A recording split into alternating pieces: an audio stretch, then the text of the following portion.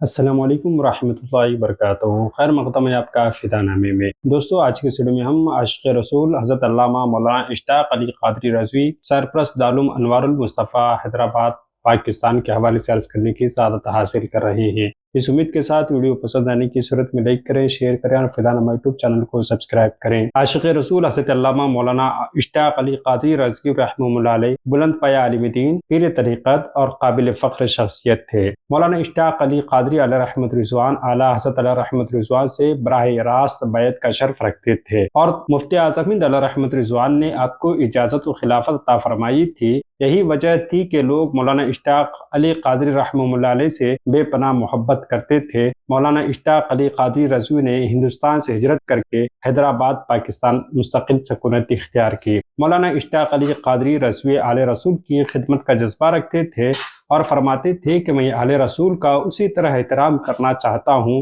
جس طرح میرے پیر مرشد اعلیٰ حضرت امام احمد رضا خاں علیہ رحمت رضوان سادات کرام کے تکریم و تعظیم بجا لاتے تھے۔ مولانا اشتاق علی رضوی نے اپنی زندگی میں وصیت کی تھی کہ میری نماز جنازہ کوئی سید زادہ ہی پڑھائے۔ ان کی وصیت کے مطابق ان کی نماز جنازہ مولانا سید محمد علی رضوی نے پڑھائی۔ یہ وہ وقت تھا جب محبان رضا پر رقت طاری تھی کہ وہ عظیم ہستی سے جدا ہو گئے جو صاحب کردار اور روحانی فیوز کا سرچشمہ تھی۔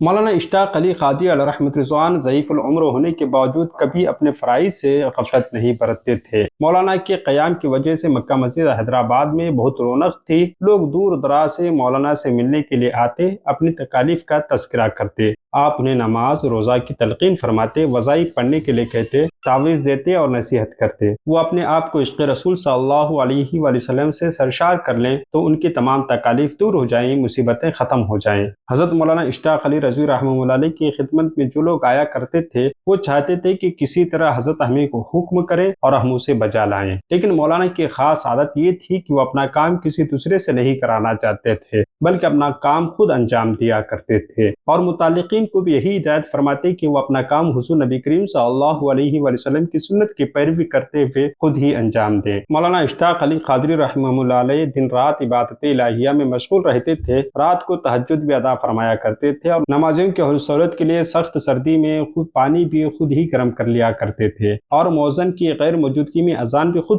کہتے، پھر جماعت سے 10 منٹ قبل اعلان فرماتے کہ لوگ نماز با جماعت ادا کریں۔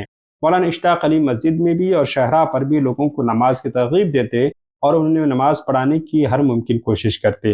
مولانا کی اس کوشش سے لوگ ذوق در ذوق مسجد میں آنے لگے، مسجد نمازیوں سے بھری رہنے لگی۔ مولانا کی خواہش تھی کہ کسی طرح لوگوں کو دینی علوم سے روشناس کرایا جائے۔ یہی وجہ تھی کہ وہ دینی علوم کے فروغ کے لیے دارالعلوم احسن البرکات، رکن الاسلام، جامعہ محمدیہ، مدرسہ انوار المصطفیٰ کی سرپرستی فرماتے رہے۔ مرید اعلیٰ حضرت عاشق رسول حضرت علامہ مولانا اشتاق علی قادری رضوی رحمہ اللہ علیہ نے 21 ربیع الاخر 1400 ہجری پر مطابق 1979 عیسوی کو وصال فرمایا۔ ہر سال مکہ مسجد اور مدرسہ انوار المصطفیٰ حیدرآباد پاک میں آپ کا عرس انہی تاریخوں میں منایا جاتا ہے۔ ہماری دعا ہے کہ رب قدیر آپ کے قبر انور میں رحمت انوار کی بارشیں نازل فرمائیں۔